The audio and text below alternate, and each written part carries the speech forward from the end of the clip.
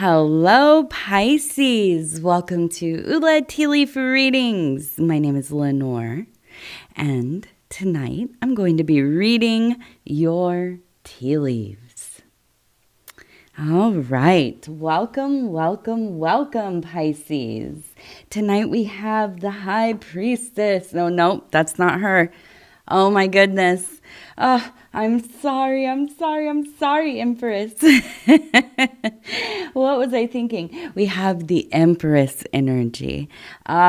We love this one, don't we? This means renewal, rebirth, glorious abundance, beginning. Everything is as a bud on a tree, right? Opening up. Beautiful. I love to think of the Empress very in line with like the cherry trees, the crabapple trees.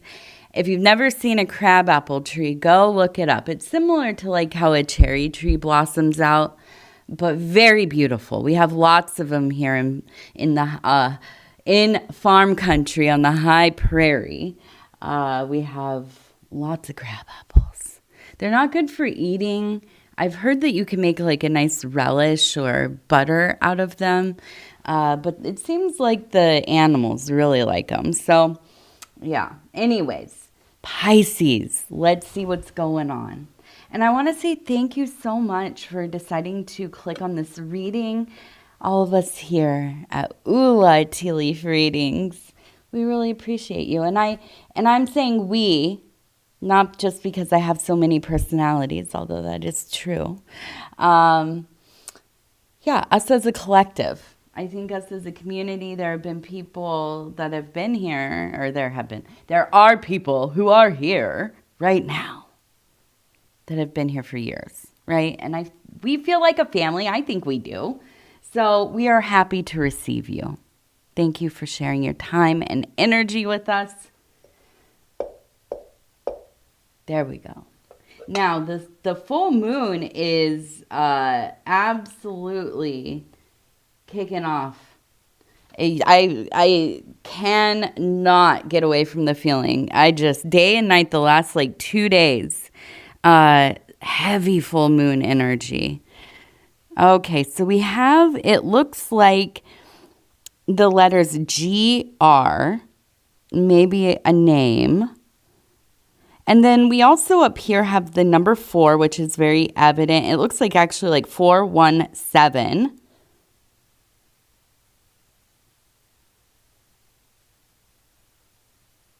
Okay, so we have, it looks like a person here, and I'm thinking this is probably you actually. I wonder if you are somebody who gives guidance. We have 2 people. Maybe even, oh no, I'm looking at 1, 2, 3, 4.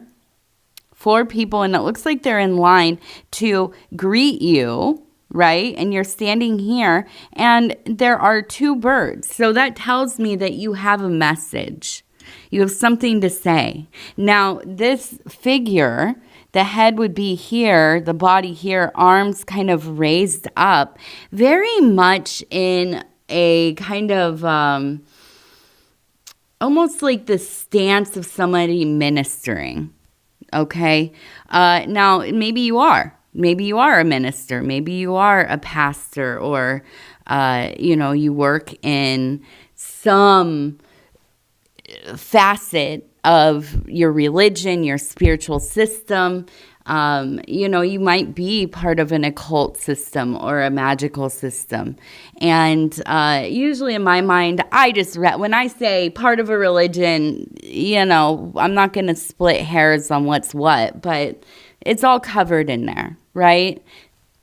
Our occult systems are very much religions. They're at least, very inwoven with them. And so, I feel like you have some important role, and it feels to me like it could be that you do practice in a social environment. It could be that you're a solitary practitioner. I mean, you are Pisces, so that could be. But however you have come to this place, and maybe you're like, a lot of us, we've gone back and forth. right? We've done both. We've been in the social groups. We've been in the systems. We've been, solitary and self-initiated as well, right? It can all happen at the same breath, basically. I don't think that part matters so much as you've taken what you have learned, what you know, and transmuted quite a bit into wisdom through practical application. And what does that mean? Well, we learn our tenets, our practices, our techniques, our, the parts of systems that speak to us, and we employ those. But it's not until we can use that work in a situation that is useful, practical, we're experiencing it in, it doesn't have to be the physical world, but in motion, right? And that could be within your work, you come to some difficult, sticky point or something that you just can't seem to, find any inspiration or clarity or whatever about. And,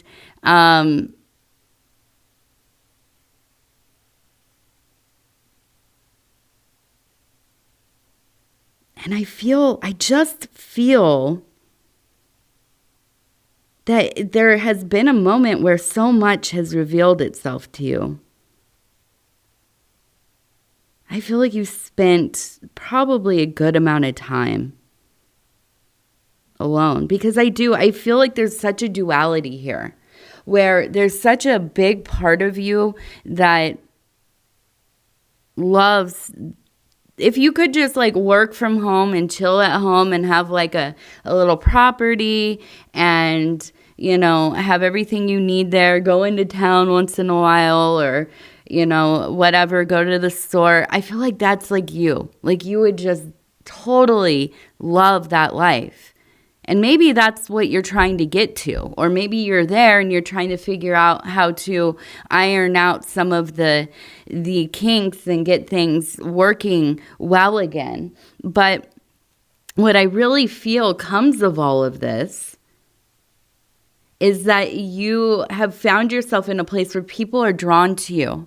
And your advices, your counsel, your support, this is what people really go out of their way to see you about.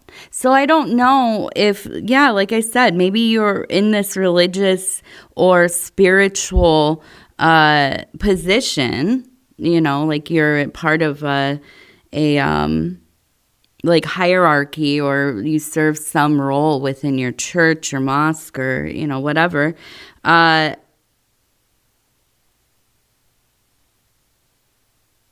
But I feel this almost, and I feel like for you, you have you're doing the work. You've done the work, right? You know what you're capable of. You know how, kind of, plugged in and part of the whole you are. You're very aware of these spiritual and interconnected and, the parts of stuff that just live in that existential place you've been in all of these corridors. You've studied, you've researched, you've analyzed self, you've analyzed other people, you've analyzed the world, and you've done so much of the work, and you've lived. You've lived, and to you, it's been life.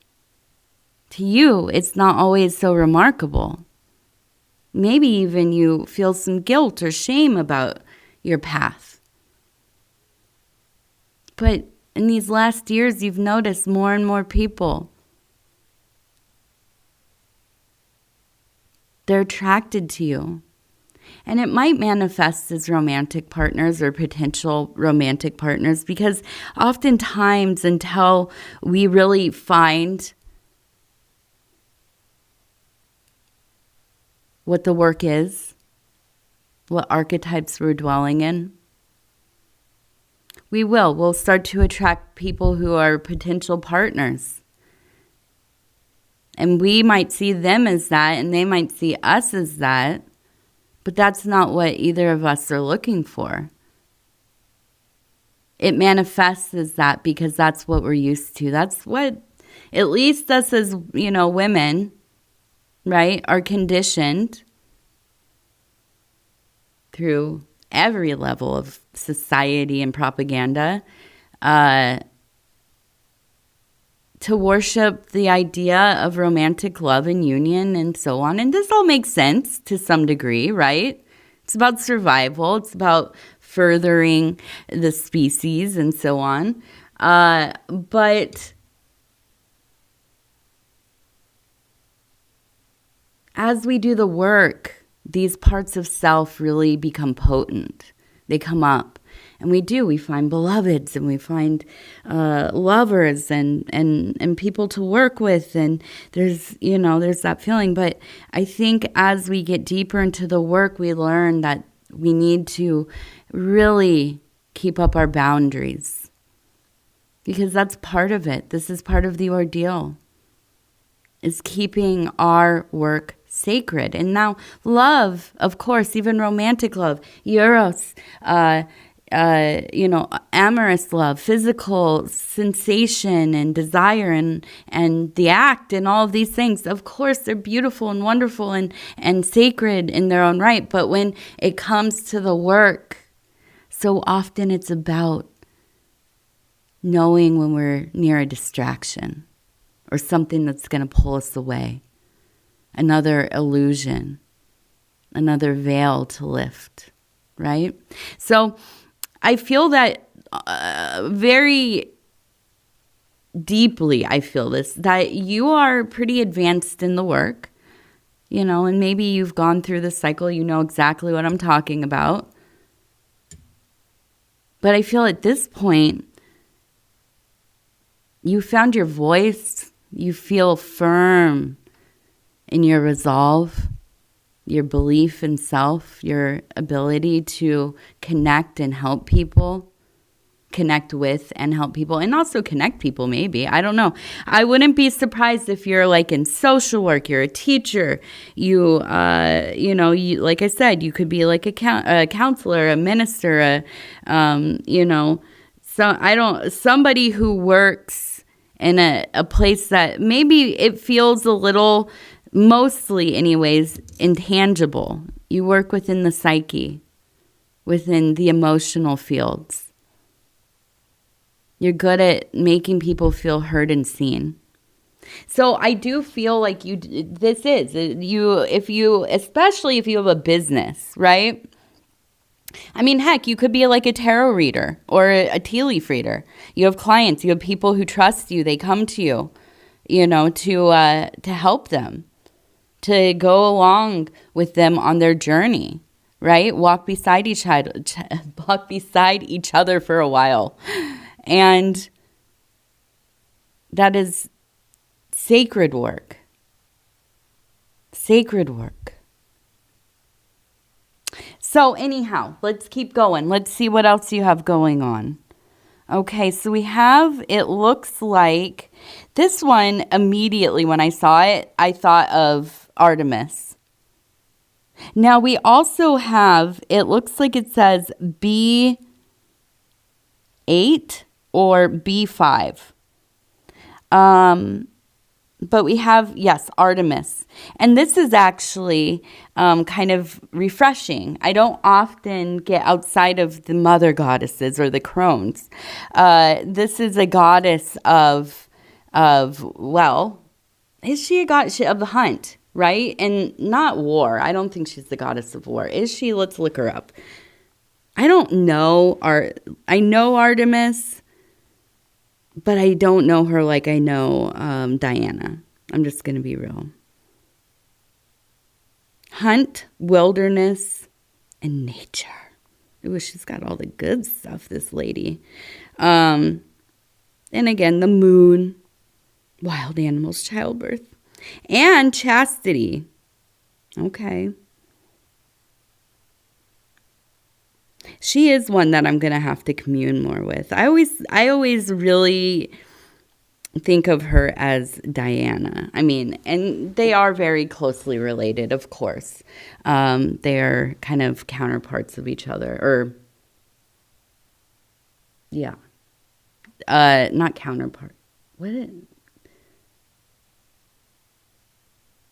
is it a counterpart? Yeah, I guess. I don't know. Whatever. One's Greek, one's Roman. It's a similar goddess renamed. Although oftentimes they will equate gods and goddesses to one another, and they're one of them might be a composite with other gods and goddesses. So beware. They don't always equally equate to one another. Anyways, we have this beautiful energy, right? And right for the full moon. So, I think that it really is a very auspicious time for you to be getting out there and getting after it. Okay? Whatever it is that you've been working towards, if it's that raise, if you are starting that business, maybe you're starting, a channel. Maybe you have an account, some kind of content you're making, right? And it's starting to get a little attention, and you're thinking, I don't know if I should put so much of myself into this, or if, do it. Don't quit your day job. Let me just say that. Don't do that until, for a while. But yes. Use those days off to really push your business, to do the work, to make to write the book, to paint the painting, to, start your landscaping business, your power washing business, whatever it is. I know. Listen, I'm that annoying person now. You own your own business. And you become that person that's like, come on, man, you got to do it. Start that, start doing something. Start finding something that you can do to work for yourself. Yeah, I don't know. I'm kind of that annoying auntie now. But I feel that also you will be in a place that seems quite jovial. We have groups of people. We have a person that looks like they maybe are partaking in libations. We have... Ooh, we have the windmill right here.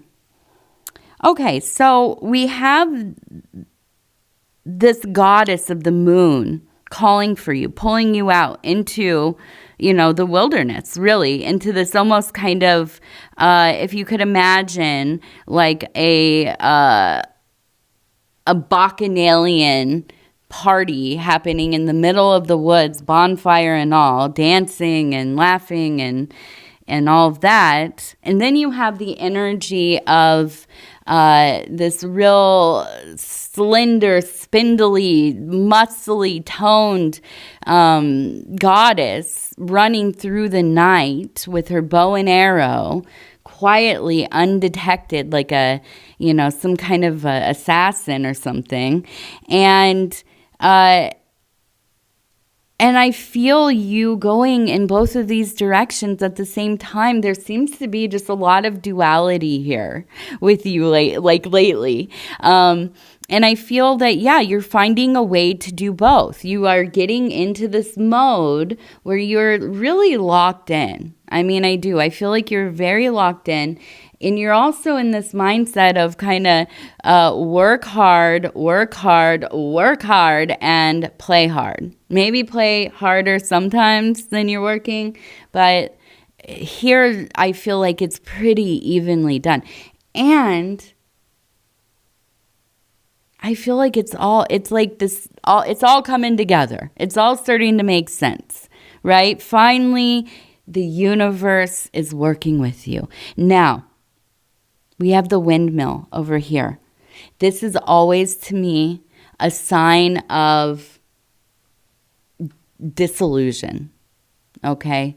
Now, this could be coming into a place of, revelation, awakening. You start to see things for what they are, and then nothing feels the same again. The things that you cherished maybe feel very superficial, very, distorted.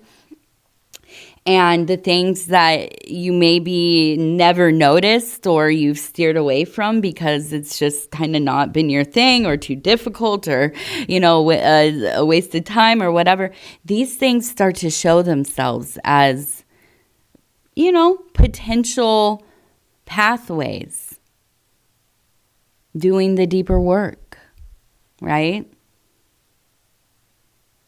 A good example is like when we know maybe therapy would be a good idea. Maybe I need to work out some of the stuff, right? Maybe I need to talk to somebody about how things went when I was a kid, when I was a teenager, my first marriage, whatever it was, right?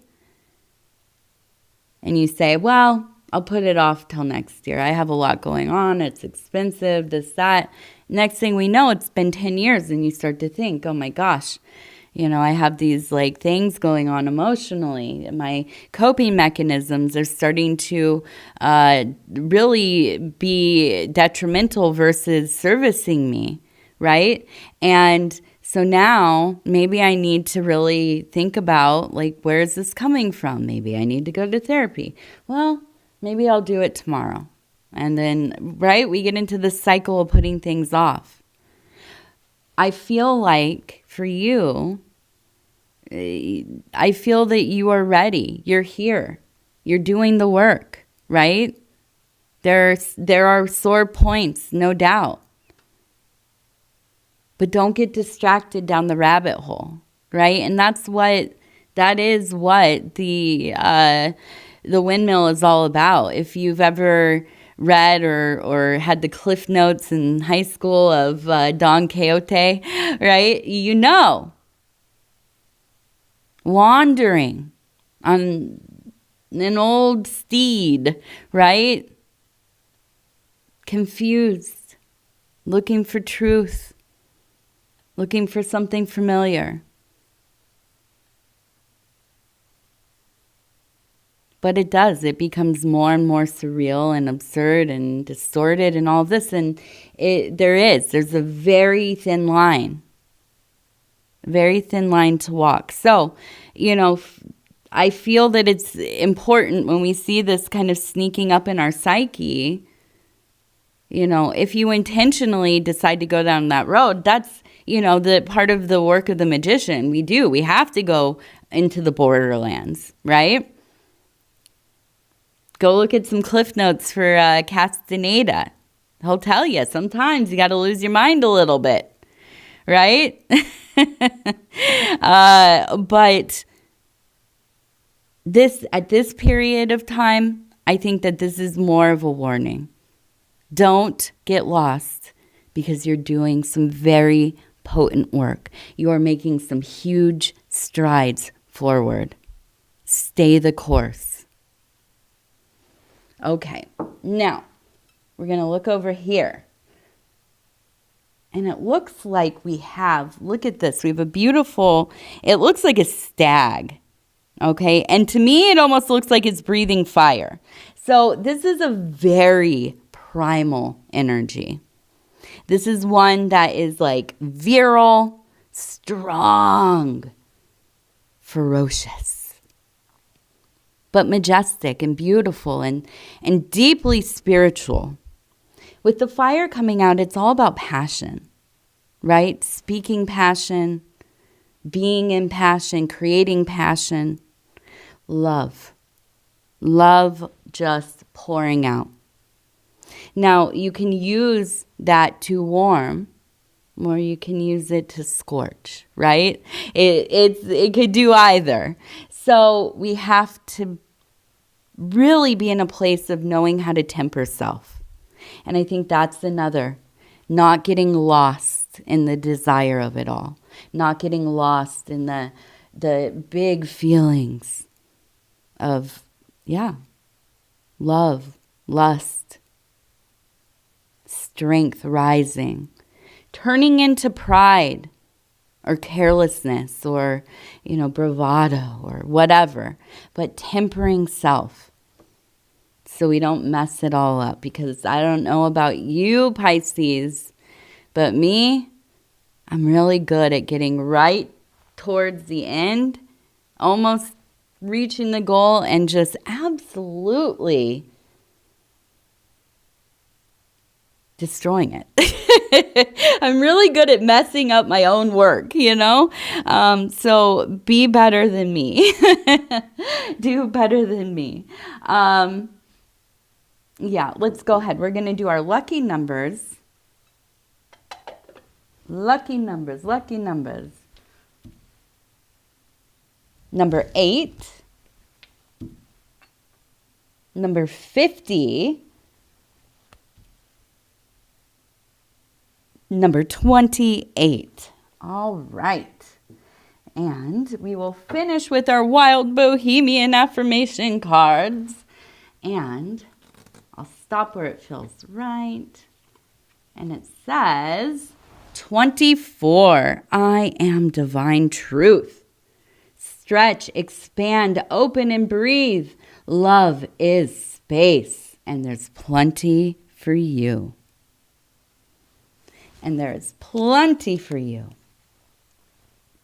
All right. Pisces, I love you. If you want to like, subscribe, or leave a comment, I'd love to hear from you. Other than that, I'm going to hurry up out of here. And I say, I love you. Take care of yourself. Be safe. Take care of everybody around you. Look after them. All we have is each other. Good night.